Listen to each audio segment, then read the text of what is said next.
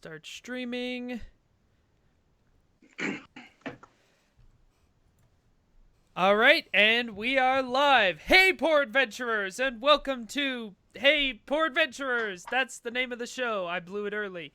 I am, as always, your humble dungeon master, Coleman. I say as always, but this is technically our first episode. So we did an episode last week that we called Episode 0, and that, if you're not familiar with Dungeons & Dragons, you should go watch that first, because we made it as a very basic, very easy to understand introduction to the rules of Dungeons & Dragons. This week we are starting with the actual adventure. High adventure, betrayal, murdering things. It's all going to be, just so good. You're going to be glad you tuned in. Why don't you guys all introduce yourselves and introduce your characters? We did a longer introduction last week, so just give kind of a few sentences about who your character is and what they're about. Jack, why don't you go first? All right. I'm Jack. I'm playing Kibo, the Aasimar Warlock.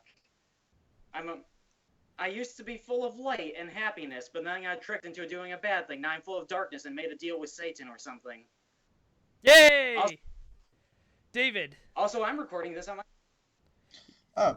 I'm David. I'm playing Belfry, the Dragonborn Paladin of Ogma. So, it's still all light and butterflies for me. Yes, such is the way of the Paladin. Nathaniel? Hey, I'm Nathan, and I am playing Percy, a Halfling Cleric, and acolyte of the goddess of Saloon. And yeah, that's it. All right, and Beth. I am Beth, of course. I'm playing Taseris. She is a half-elf rogue, not half-elk. That would be really interesting. She's got a criminal background, and she's out there to make money. Which we don't want to know. No, I'm just kidding. Antlers make it really hard to get through low-hanging doors. But yeah, with a criminal background, and she's out to make some money, so. Aren't we all? Speaking of making money, I should mention that we are all members of the staff for HeyPoorPlayer.com, your one-stop shop for video game news, reviews, all the gaming stuff you like, and tabletop gaming as of basically just this show. But that's something we're looking to expand to. So, if you like what you see here, be sure to check out HeyPoorPlayer.com. Also home of the HeyPoor podcast, which Bethany and I do, and all kinds of good stuff. So before we get into things properly, and I apologize, I think you keep seeing my desktop there. That's weird and bad. So I want to talk about our game, the game that we're going to be playing, because it might be a little different than the D&D games that you might be used to, that you might have played at home. So one big difference is we're not actually going to be dealing with experience points, because of the fact that we're playing in 1-hour sessions a week, and we're not sure how long we're going to be playing. It's probably going to be, we're trying for 7 or 8 weeks approximately in this first season. So instead, what I'm going to be doing is assigning, basically they're going to get a level whenever they accomplish something big in the story. Whenever it feels like they've, conquered some big monster or beaten a boss, or, essentially if this were a book, when they come to the end of a chapter, I'm going to be giving them a level to that, which, rules nerds, is actually something that it says you're allowed to do in the Dungeons & Dragons rulebook, Levels Without Advancement. It's right here in the Dungeon Master's Guide that I spent like $60 of hard-earned money because these books are stupidly expensive. It's all there, so it's legit. Also, I want to talk about the setting of our game real quick. I made it up, so it's not going to be... It's a combination of places, gods, and ideas from both 5th edition, 4th edition, and 3.5 edition. Basically just, I sort of picked and chose the things that I thought were interesting, because the way I see it, you guys aren't tuning into us to, listen to us play the starter adventure, right? To watch us just go through Neverdeep or do some pre-made thing like that. There's nothing wrong with that. That's all well and good. But we're going to be doing something that is a little more original, in the hopes that it will be a little more entertaining. This also means that if the story sucks, you can pin everything on me. Which is also convenient. And finally, the third thing I want to say is that we're probably going to be a little, let's say, looser with the rules than you might necessarily be. Again, ours is going to be more sort of a story-based show. That's why we're skipping doing the XP, because it probably wouldn't be fun to watch us, doing math and figuring out, okay, how many monsters have we killed, that sort of thing. It's not that we're going to outright ignore rules, but if we're not sure what a rule is, and nobody posts about it in the chat, we're probably just gonna, move on with our lives. And I think that's it, unless anybody else has any, comments they want to make. Is there a background on the play setting that we should know before we get started? Yes, and I will get into that. Okay. Yeah, let's jump into the story, which, yeah, let's get in. So this is the intro text. This is where the Dungeon Master talks a lot and feels very important, and the players, space off or play a couple rounds of Pokemon Go on their phones or something like that. So, Christopher Hawk once said, "Life is a great big beautiful three-ring circus. There are those on the floor making their lives among the heads of lions in hoops of fire, and those in the stands, complacent and wowed, their mouths stuffed with popcorn. Consider a world about to rise, and an empire about to fall. The world as we know it has seen the rise and fall of innumerable empires. It's a natural cycle. Humans, dwarves, elves, and sundry search out other humans, dwarves, elves, and sundry, make other humans, dwarves, elves, and sundry into slaves, until the society built by the humans, dwarves, elves, and sundry collapses under its own decadent weight and makes way for a new, functionally identical group of humans, dwarves, elves, and sundry. Every historian accepts this as fact. From the plains of Waterdeep to the far-off fantastical land of the United States of America, the greater an empire, the harder it falls. Those who remember such things say that the Kowfmani'i Empire, that's Kowfmani'i Empire, was the greatest history had ever seen, and it is only fitting that its fall was equally spectacular.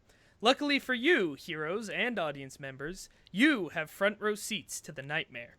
First, there's the famine. The rampant overpopulation of Syrtopia, that's Syrtopia, the capital city of the empire, has led to a massive shortage of livestock and plant life. And as the poor and middle-class majority starves in the streets, the wealthy stuff themselves on foods imported from towns on the edge, causing shortages there as well. As more and more people move to Syrtopia, desperate to find food and work, they only make the overcrowding problem worse. They say the streets are paved with the dead and dying. Second, where there's hunger, there's revolt. Unfortunately, the Empire is too big and unwieldy to even have a single organized violent uprising, and no less than 3 groups have appeared. The Agents of Chaos, the Democratic People's Party, and the Merchants Guild, which are known colloquially as the Reds, the Whites, and the Pinks, respectively. To crack down on these groups, the God Emperor of Kowfmani'i, Hector, has ordered an inquisition, led by Archbishop Willem the Foe. Any undesirables, more or less defined... Thank you for that, David. Any undesirables, more or less defined as anyone Willem doesn't like, are scrubbed from the streets, placed in the massive cruel prisons, or more likely killed and eaten. The Inquisition has grown so powerful that the cruel Archbishop effectively rules the Empire, while the Emperor, Hector, hides in his home and basically just waits to die. In the midst of this terror, we find ourselves in a tavern. Where else? It's Dungeons & Dragons, you gotta start in a tavern. It's practically in the rules. This tavern is called the Hellfire and Brimstone, and it's in the outer city of the capital, Syrtopia. The outer city is also called the Filth Oven, because it's dirty and it's hot. The Filth Oven is larger than the inner city, but it's also poorer. These are the slums. This is where the Inquisition forces the undesirable races to live, which includes you, tiny person whose race is known for stealing Nathaniel, you, dragon monster, you, unholy byproduct of race mingling, and you, celestial freak who made a deal with the devil. And yes, again, rules lawyers, I know that halflings aren't considered uncommon according to the player's handbook, but the rules are different here for the sake of the story. As luck would have it, or perhaps through the will of some higher power, like me, you all find yourselves in the same tavern on the same night. Again, the Hellfire and Brimstone. The Hellfire and Brimstone is on the Dragonborn side of town, but it's actually run by a Halfling, which you can tell, because no actual Dragonborn would name their business the Hellfire and Brimstone. None of you know each other yet. None of you have ever met each other, because again, episode 0 wasn't canon. So you're all sitting in the bar, but you're, or at the bar, or at different tables. You're all drinking alone. And the last one to enter is David's character, the Dragonborn Belfry, who strolls up to the bar. And now you guys can play it out. Okay. If I'm the one who first walked in, I guess the first things I would do is go You're up the to the last bar one who and. walked in, I'm sorry. Yeah. Sorry. Yeah. Well, are we doing? Yes. I guess I meant the guy who just walked in. Yeah. I'll be up to the bar to order probably the strongest drink they've got. Yep, that makes sense. Jack, you were saying something? Never mind. All right, great start. Bethany, what is Taseris doing? She is lightly sipping on a drink, watching the crowd. She is hoping to find a senseless drunk to soon pickpocket. That's fun. What does Taseris drink typically? Well, considering where she's at, mostly probably just some swill water right now. We'll say some really, really, more than likely, super heavily watered down whiskey. And now, Nathaniel, your character is a cleric, and I swear, Percy. Percy Meadowhole, which is an excellent name. So what's Percy doing here? Well, Percy is in the tavern, and he's reading a book on a table in the corner of the tavern, trying to mind his own business and study up on some literature, and drinking water because it's hard to study when intoxicated. So. Oh my. Do you have a stack of like essentially chick tracts, like in case anybody comes by, like you're ready to convert them? You have a saloon tracts. Yes, I did. Okay, so while you all are here, more or less mulling about in the Hellfire and Brimstone, suddenly a group of Inquisitors, and I need to get my notes for this because I'm not well prepared, but a group of Inquisitors, so you know the sort of foot soldiers of the Inquisition, who are dressed in dark black robes, because black is one of the colors of Sargonus, who is the god of wrath and vengeance and the god of this particular Inquisition. It's your standard holy war sort of a deal. And so a group of several Inquisitors run into the tavern, and one of them goes, "Evening all." And obviously there is no response, because talking back to an Inquisitor is a great way to get killed. As is not talking to an Inquisitor, making eye contact with an Inquisitor, being in the same room as an Inquisitor, not being in the same room as an Inquisitor. Not making eye contact with the Inquisitor. Exactly. You get the idea. And this sort of lead Inquisitor sort of, shuffles up, puffs out his chest, goes up to the bar and goes, Dragonborn. And he's talking to you, Belfry. Scaly scum. I just say, no one's here to cause trouble unless you brought any. Ha! We don't want no trouble. In fact, we's looking for trouble. We're looking for a criminal. A dastardly ne'er-do-well named... Oh, God. How do you pronounce this, Jameson? And one of the other Inquisitors runs up and goes, I think it's Taseris? Taseris? Taseris? Taseris! Oh, shit! What was that? Nothing! You say it, I think you I play it. coughed. That's right, Taseris. Jesus, I can't even say it. Taseris. Taseris. There you go. A known rogue. We have reports is in this bond. How you wouldn't know anything about that, would you? Are you asking the Are you asking me, or are you asking the person who just yelled out the name? We's asking everybody. But that's a good point. Jameson, go check her out. What do you guys want to do in this sort of exchange? I avoid making eye contact and back to drinking my tomato juice. Ever the hero. I continue reading and try to ignore everything going on around me. I think it was called Hey Poor Adventurers, not... That's fair. Avoiding that. This book is really good. I don't know about you all. He just got Cursed Child. I'll No, that was terrible. Well, he's at the beginning. He's about to be real disappointed. Yeah. Give it 5-page turns.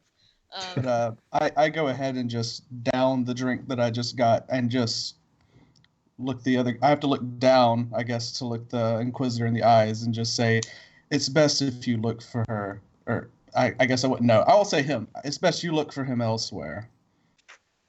The Inquisitor is no longer interested in you, and they're gonna go over and they're gonna be over talking to Beth, and they're gonna be like, "What do you know about what do you know about this person?"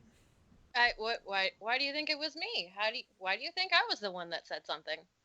I'm just sitting here enjoying this fine drink at this wonderful establishment. I have done nothing wrong. All right, so Bethany's gonna go ahead and she is going to roll a little thing we call a bluff check, which I am trying to pull up, and my computer is not cooperating at all, but that's okay. So essentially she's going to roll to see how convincing that lie actually was. That's deception in 5e, right? It is deception in 5e. Rip. Okay, that's what I was going to ask, because I didn't see bluff anywhere on here. All right, that's cool, because I've got a +2 to deception. Hopefully I won't really need it. I rolled an 18. With the +2, it's actually 20, so... All right, and these guys aren't that smart. Well, I'm convinced. As you were, sir. Tell you what, I don't trust that Dragonborn. Why don't we bring him in for questioning? Do you mean torture, sir? Yes, of course I mean torture. Why do you think I said questioning like this? So Okay. Yeah, go ahead. Just to like. Oh, sorry. I was just gonna say, like, just sit like, are these particularly large people or? So the head Inquisitor who's sort of bossing people around is a dwarf, and the rest of them are humans. They're all dwarves, elves, and humans in the inner city. These are the only people who would be allowed in the Inquisition. The rest of them are humans, and yeah, they look. I was just about to say pretty robust. I mean, these are tough. These are tough dudes. Mm-hmm. And they are definitely. How many are there total? Why don't I roll for that? There are 5 total. Ooh, okay. All right. And they look ready to start some. They want to start a fight, is what they want. Okay.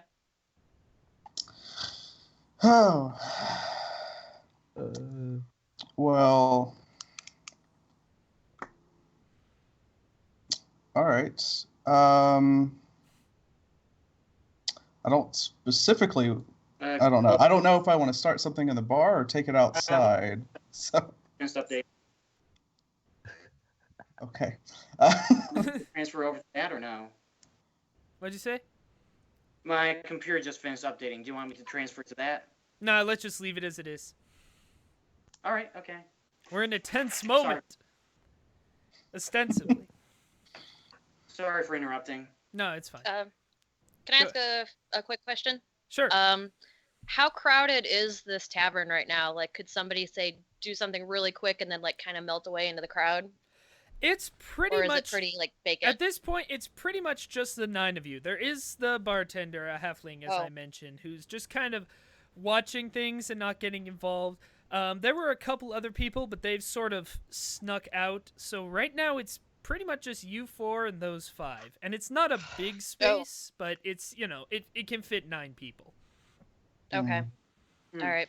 Okay. There goes my plan. Sorry, guys. All right, well, man, the last thing I can just do is first look at the dwarf of the party, the one who seems to be bossing them around, and say, once they're tired of kicking us, they'll go after you next. And then I say, and I'm not going anywhere. All right. That is great. Everybody go ahead and roll initiative. All right. I love that. Ooh, I got a natural 20. All right. 16. 19. Oh, wow. Also a natural 20. So that means 19. Okay. So Beth got a 20. David got a 20. I got a 19 total. Oh, okay. And the rest of you? 19. You're right Alright. before me. Nathan got a 19. Jack got a 16, and the bad guys got a 15. So, so that's actually gonna be pretty good. All right, Beth. Because you are a rogue and you are so very sneaky, and because you convinced them earlier that you were not interesting at all, I'm gonna say that you actually get a sneak attack as a rogue. Ooh. So you actually All right. you have advantage on this attack, and I think you get extra bonuses for that. But I'm trusting you to know that. We'll see here because actually the sneak attack information was not that extensive. But all right, so let's go ahead and I rolled an 18, so I'm assuming that hits them, yeah. Sure. Are you aiming for anybody in particular, or just whoever's closest? Yeah, whoever's closest, yeah. With my I got a short sword. Okay. All right. And what did you roll again? 18. All right, that's going to hit. Okay, cool. All right, so the short sword is 1d6, and then I think I add the additional 1d6 for the sneak attack damage. I think so. Yes. Yeah. Oh. First die on the floor. Hold on. 5 and a 1, so 6 total. Okay. Yeah, you chopped that guy pretty good. He's not in good shape. That's what I like to hear. Next in the order is David Belfry, who just made his grand sort of proclamation.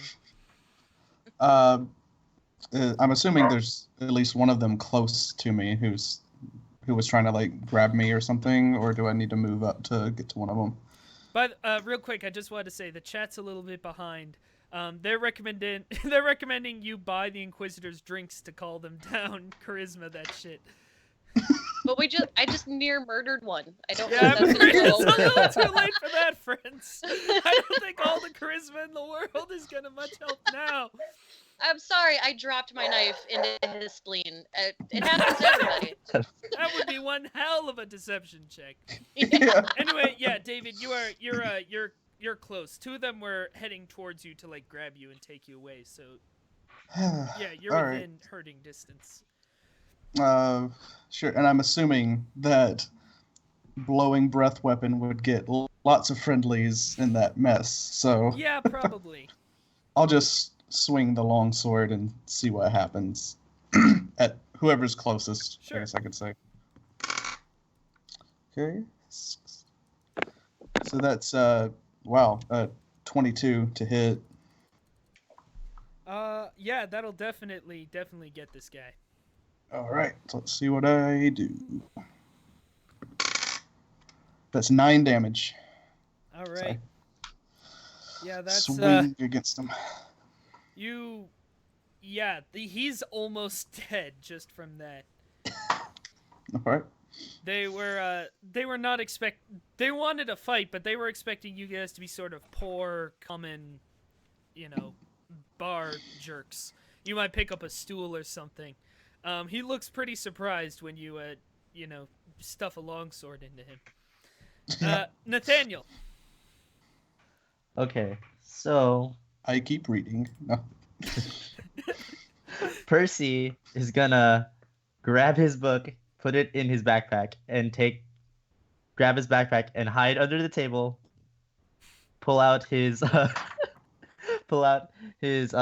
relic of saloon, and cast bless on everyone that's not an inquisitor. That's interesting. So right out the gate, Percy is willing to help these randos. And I will chant my prayer, if I may. Yes, please. Goddess Saloon, I pray to you. I pray that everything will be okay, that these inquisitors will not kill me, and I will never have to associate with these degenerates after this entanglement. For the love of everything, please let me not deal with these degenerates again. Okay, so you definitely blessed them, but that was also funny enough that I am going to give you inspiration. And what inspiration is, for those who don't know, because we didn't actually talk about it last time, basically I can give inspiration whenever somebody does something that I use it for, like when you do something that makes the game more fun, especially if it's something that's in character. In this case, if you tell a funny joke. And so you can mark inspiration at the top of your sheet, and you can use that whenever you like, and you have advantage on any roll, which means that you get to roll twice and take the higher number. Okay. Single use inspiration. All right. Yeah. Cool. Anyway, so do you have to roll anything to bless, or do you just bless? No, I just have to. I just have the chance. All right, and what does that do again? Just trying to hold remember on. the exact. Yeah. Okay, bless. First level enchantment. You bless up to 3 creatures of your choice within range. So you're blessing everyone else and not you? Not me. Okay. And then whenever you guys make a attack roll or a saving throw for the next 10 rounds of combat, you get to roll a d4 and add that to your attack roll. That's awesome. That is awesome. Poor bartender. He can't add a +4 to his drink rolls. Yeah. He's Jack? dealing in debauchery. It's okay. Yeah. I need to add a +4 to his insurance roll. Was it my turn? It is your turn. Okay, so I mutter under my breath, enjoy the soul, Satan, down my tomato juice, spin around, and Eldritch Blast someone. Okay. Nat 1. Oh, man. All right, so when you say Eldritch Blast someone, you mean you Eldritch Blasted Belfry. So Oh, man. go ahead and roll for damage as you would normally. 6. Okay, yep. David, you're going to go ahead and you're going to take 6 damage. All right, that's Thanks half. to his critical fail. Hey, was there anything in that tomato juice? All right, man. so now it's the turn of the bad guys, and so the lead dwarf, draws his weapon, and he's like, all right, boys, let's give them a fight. Because they've just become the orcs from Warhammer now, I guess. Don't think too much about that. A 7 is probably not going to hit Taseris. But Oh, what? I'm sorry? a 7 is not going to hit you. But a 16 might? Does a 16 hit? Yes. 16 does hit. All right. You take a pathetic 2 damage from one of the Inquisitors. So one of them missed you, one of them did barely 2 damage. So you're just like dodging and weaving and, doing your whole rogue thing. Sounds good. Belfry, the 2 that are near you, are going to attack. One of them, clutching his gaping wound, doesn't even get close. And the other one is going to do 15. Does that hit? No. All right, the other one hits you with the sword, and it clangs harmlessly off of your paladin armor, like it ain't no thing. The one who's left, well, at this point, I think they probably assume Jack's on their side. So I think the dwarf is gonna go ahead and go for a Taseris again. And rolls a 2. So yeah. All bluff and no I would say bluster that's a no. with these Inquisitors. It is your turn, Taseris. All right. I guess I should probably try and do in the guy that I nearly did. So try again. Oh, I rolled a 1. Oh boy. Yeah. Okay, so I'm gonna say that you attempt to stab, and you fall prone, which means that on your next turn, you have to spend your entire to turn get up. getting up. Yeah. Mhm. So that's gonna be your bad thing Yay. that happens for your critical fail. Okay. I was worried that I was going to be literally killed by friendly fire. That would be a fun way to start things, wouldn't it? And already someone's dead. All right, it is your turn, Belfry, as you watch this Okay. apparently very drunk rogue just sort of faceplant. It was watered down, they said. I have not focused on that. I'm Yeah. covered in eldritch power, and not in a good way. Brush a little like cartoon flame off your shoulder. All I can do is just go after the guy that I'd been attacking, I guess. So let's just try to swing again. Oh, wow, that's a natural 20. All right. So you get to so you do whatever the max damage of this attack would do, and then you get to roll for damage and add that. And this was the guy who wasn't looking great the first time, Yeah. right? You are about to disintegrate this man. Yeah, this is not going to look great. I was going to ask you guys if you want to do lethal or non-lethal force, but I think at this point the decision has been made. So how much damage do you do? Oh, it was 19 damage. 19 damage? Yeah, it was almost max again, so... That's with that almost roll. double this guy's maximum health. This guy has a greasy stain on the floor. And I mixed But that with an last night, intimidate just roll. miss. No. They're intimidated. No need to roll. You know, I really didn't mean to shoot you, man. I really didn't. All I right, was aiming for someone else. I Percy, swear.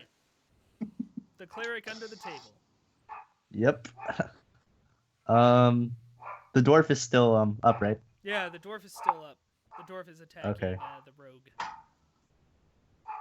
All right. So Percy will pull out his light crossbow, load it, and while under the table, aim for the dwarf who is closest to his height level, and fire at him. I just trying to shoot his leg as to not kill him, because Okay. Percy has a problem with that. Okay. Yeah, so go ahead and roll. I got a 20. You got a natural 20? Or did you get... Okay. Shoot, yeah, so Natural you 20. do, like I said, full damage, plus you get to roll for damage. Okay, cool. So that'd be 8 plus 8, 16. This dwarf is out. You clearly managed to sever something very important in his leg, and he just goes down and is screaming in pain and is not going to be a problem to anybody anymore. As in the entire leg. He didn't so much take an arrow to the knee as, take an arrow through the knee. And it is your turn, Jack. I should be saying character names, so it is your turn, Kibo. I point my finger at a different guy and go, okay, Satan, this one. Okay, that's 14. Wait, I still get the bless? Yeah, the D4. Yeah. Yeah, Oh, right. yeah. 16. Yeah, that'll definitely hit. Ooh, 9 damage. All right. You do some serious... That's another Eldritch Blast, right? Yes. All right, one of the humans takes it and just goes flying into the wall, and he's not down yet, but also in very bad shape. And I see we've already used more than half our time, so in the interest of sort of moving the story along and because of David's intimidation, I'm going to say that the dwarf cries out, "Run! Run! We ain't ready for this! Get the death squad!" And the two more healthier looking of the 3 humans who remain will pick him up and they will carry him out. And they're just all going to run out of there, leaving just you 4. And the bartender, who, without saying a word, just starts cleaning up the blood on the bar. Which, yeah, I mean, there could have been a lot more damage to the bar, so... He's used to it, man. It's like that in the filth oven. Life's hard. Life's hard. So do any of you, want to talk about what just happened? So yeah, I really didn't mean to shoot you. Please don't turn me into a stain. I'll just interrupt you and say we should probably discuss this elsewhere and exit the bar. The words death and squad don't work well together. Like, unfortunately, I agree with the large man. Before you all can run out of there, another group of people enters the bar, but this is a group of palace guards. Now these are not as effective as the Inquisitors. As I said, the Imperial Army has waned, let's say that, in recent years. But their armor is a lot fancier though. And they run in and they're like, "We are looking for Belfry, Paladin of Ogma." I'll just say, right here. I seem to be very popular today. They look around and they're like, "What happened here?" The Inquisition hit a bit of a wall. We didn't expect them. Fantasy, Jesus. All right, well, we better get you out of here. Just you. The rest of you, whatever. And so it's going to be a little scene just with Belfry for a moment. David and I talked about this in advance. Okay. And so, Belfry, you are taken by the palace guards, and you're taken into a very nice carriage, the nicest you have ever seen. And you assume that you're under arrest for something, but this is not like a arresting type carriage, it's not, these don't look like armed guards per se. They are guards, but they're not like, this isn't the death squad you were worried about, essentially. Like, I'm not clasped in irons or anything at this point. No, you're sitting on a velvet pillow. They offer you some champagne, although it's not very good because carriages are bumpy and it's gone flat. And you ride into the inner city. But what's interesting is you don't actually take the official royal entrance as a carriage like this should. You actually take a side entrance that you didn't know about, which is guarded, but the guards just sort of nod at the guards who are there and they let you in. And you see yourself riding through the inner city, through the districts, because there's essentially 3 major districts, each ruled by a different lord. There's also the elf and dwarf districts. You don't actually ride through those just because of where things are situated, but you're riding through and you see the Temple of Saloon that is located in the inner city, and you see the marketplace, which doubles as a temple to Joaquin, though it's not actually market day. It's night anyway. And you eventually find yourself riding to the Hill Palace of Emperor Kowfmani'i, the second largest building in the inner city, the largest being the Hall of the Inquisition. And you enter the palace as well through a servant's entrance, actually. And not that there seem to be any servants there. There's one who sort of furtively lets you in. And you are, in this manner, snuck into the palace and eventually snuck into the throne room, where you see Emperor Hector sitting on the throne of the Empire. The God Emperor Hector. And he just looks over at you and he goes, Hey. I say that it is an honor to be here under any circumstance. Oh, don't give me that. You're, Okay.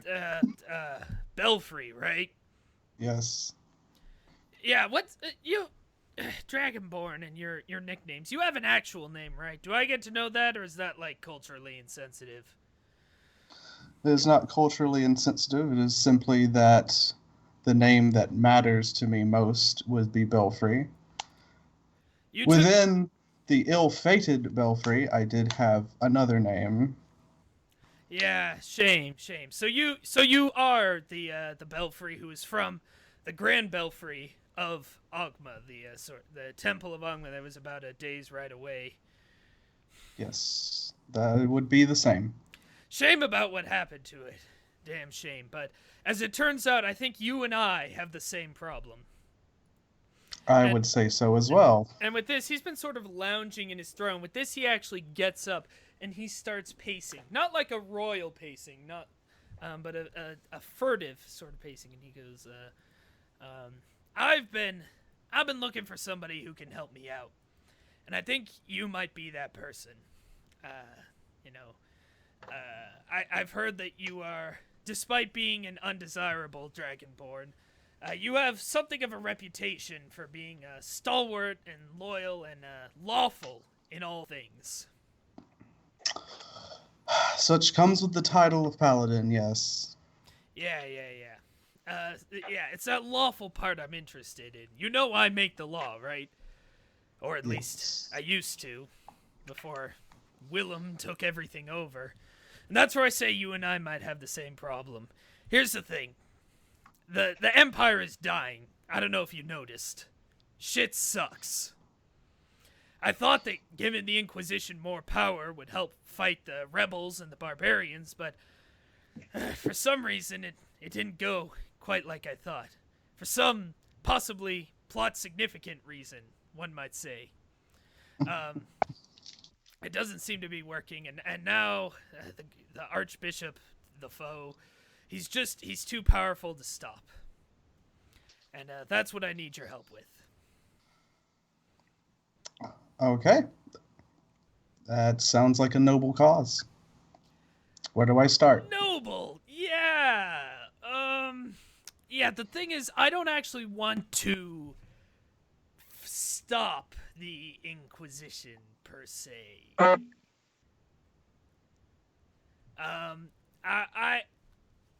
Here's what I want you to do. I need you to find a magical item for me. It's just as simple as that? Or is there more? There might be a little more. Okay, I need you to find me. There's an item called the Hat of Disguise, and I wish it had a more interesting name, but that's what it's called in the Dungeons and Dragons. So, Yes. I need you to find me the Hat of Disguise. It's fairly self-explanatory, I feel. It allows you to permanently disguise yourself and appear as someone else. I want you to bring this to me, and I will give this to somebody else, and they will pretend to be the Emperor when the Inquisition comes a-knockin'. Wherein I will take as much money as my favorite horse can carry, and I will leave. And not die, which is something that it really appeals to me. That's sort of what I'm about. So what I need you to do, my informants, my spies, the same people who are looking at you, they tell me that this hat was last held by a sorcerer whose name was Realgiana Argenstrea. And you've actually heard of this person, although not by this name, which, by the way, is Rialgiena, Realgiena, Argenstrea, Argenstrea. It's a very fantasy name. But you don't know of this sorcerer as Realgiena. You have heard her referred to as Crazy Balls Argenstrea, a sorcerer who is somewhat renowned for her unique approach to the study of the arcane. And Crazy Balls Argistrea, again, was known for performing sort of ridiculous and seemingly... Oh, we lost Jack. And he's back. Okay, good.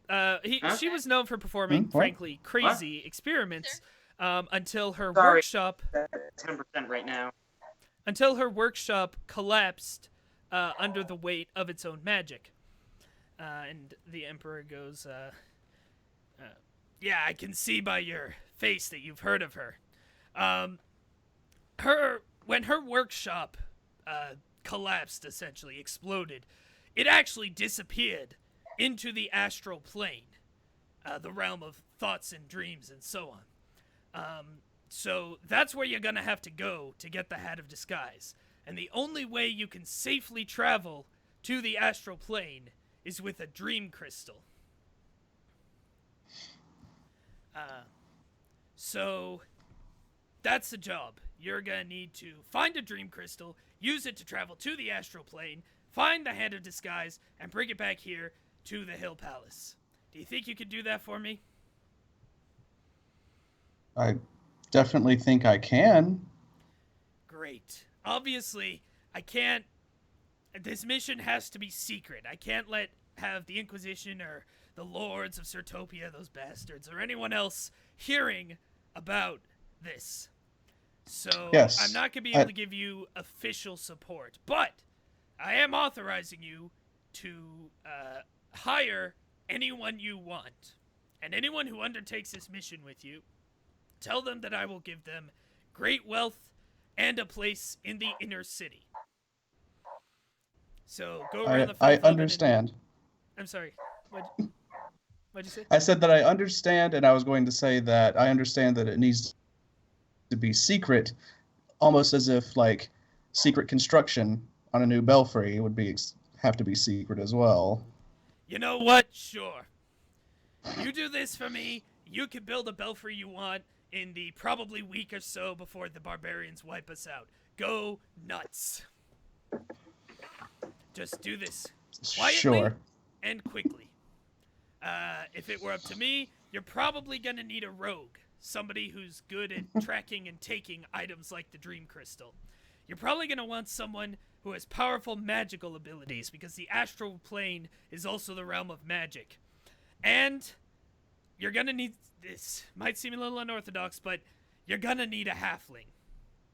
Because I only have one map to Crazy Balls Argistrea's workshop, and it's written in the secret language of the halflings.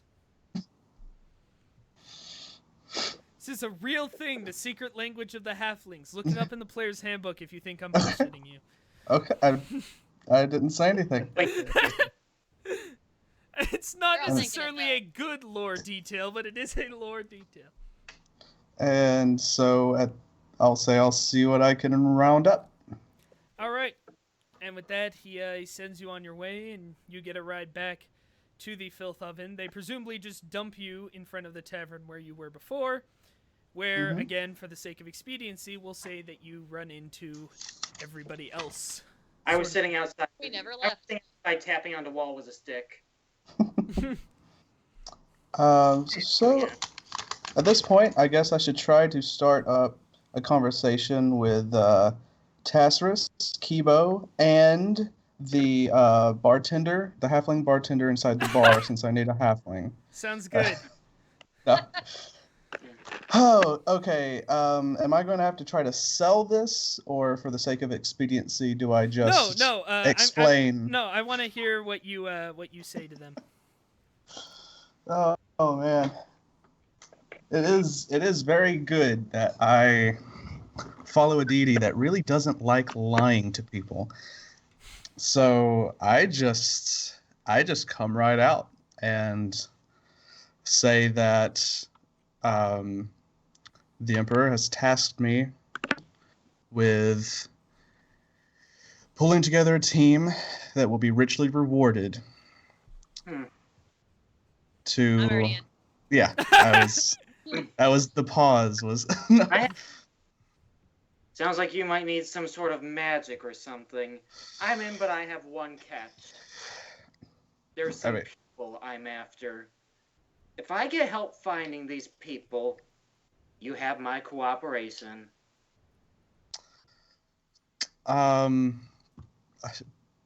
Sure. I guess. Because at this point, like with me not knowing like any specifics, it's just like I guess sure. Yeah. And just I mentioned I hold nothing back. I say the whole thing about the crystal, the astral dimension, crazy eyes, crazy balls, crazy balls.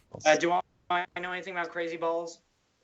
Yeah. Why don't you go ahead and make a history check and see how much you know. Okay, that's intelligence. So that's 16. Yeah. Okay. Give me just a second.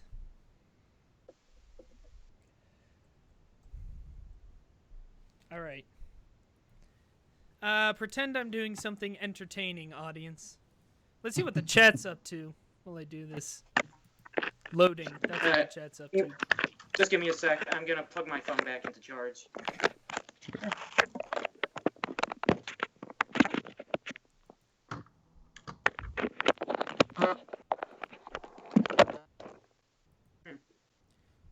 Okay, great.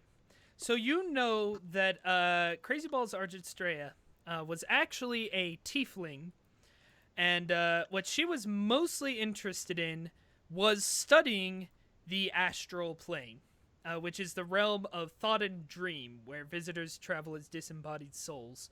It is also the only plane that can be reached directly from our world, so it's kind of the gateway to everyone else. It's kind of the subway station for any sort of interdimensional travel.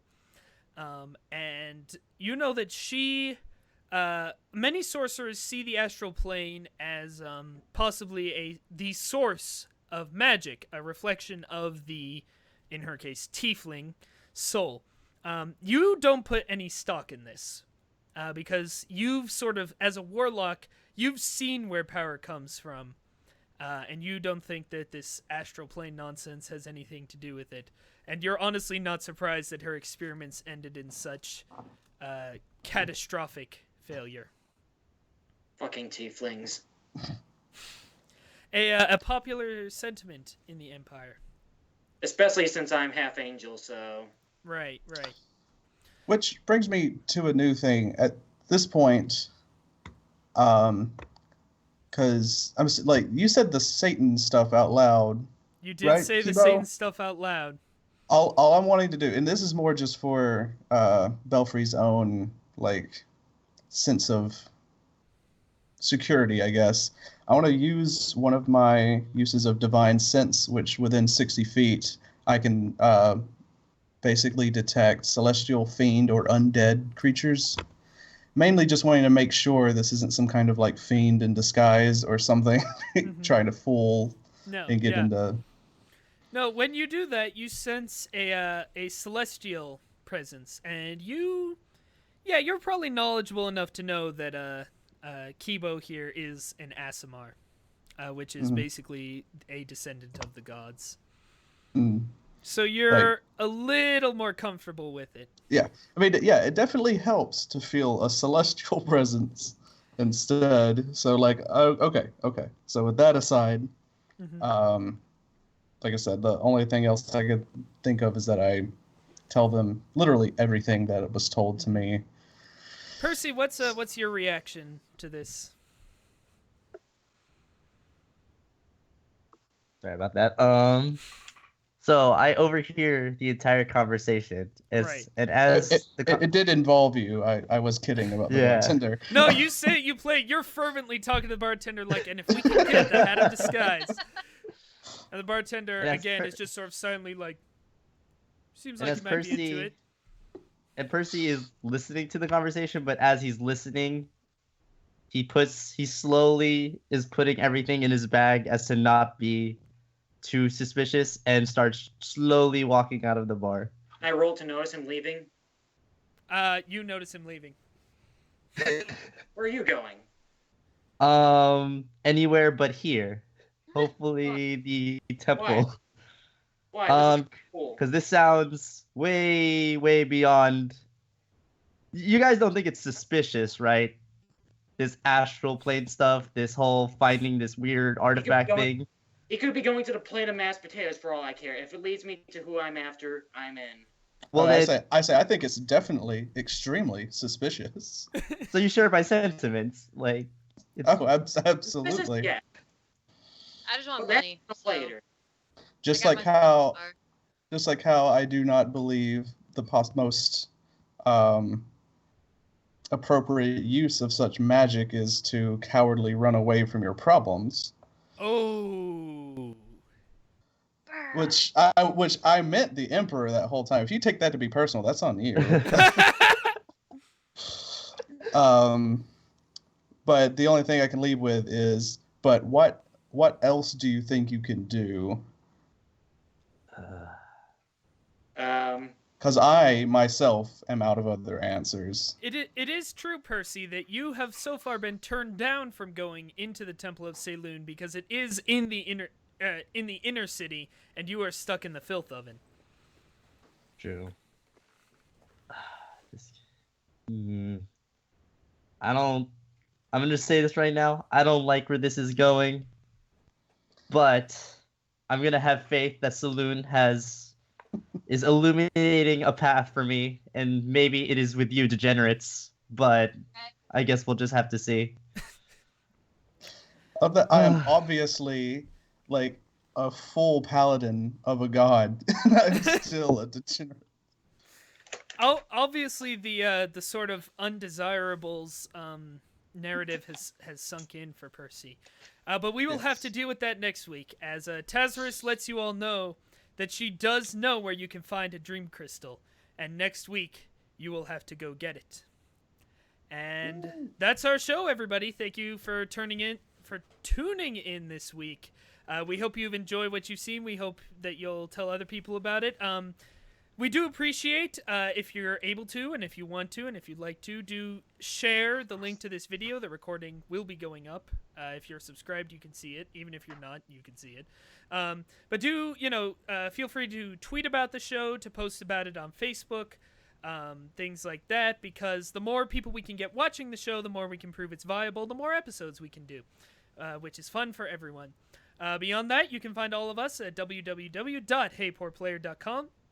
And thank you very much for watching, and we will see you next time. Bye! See you then. All right.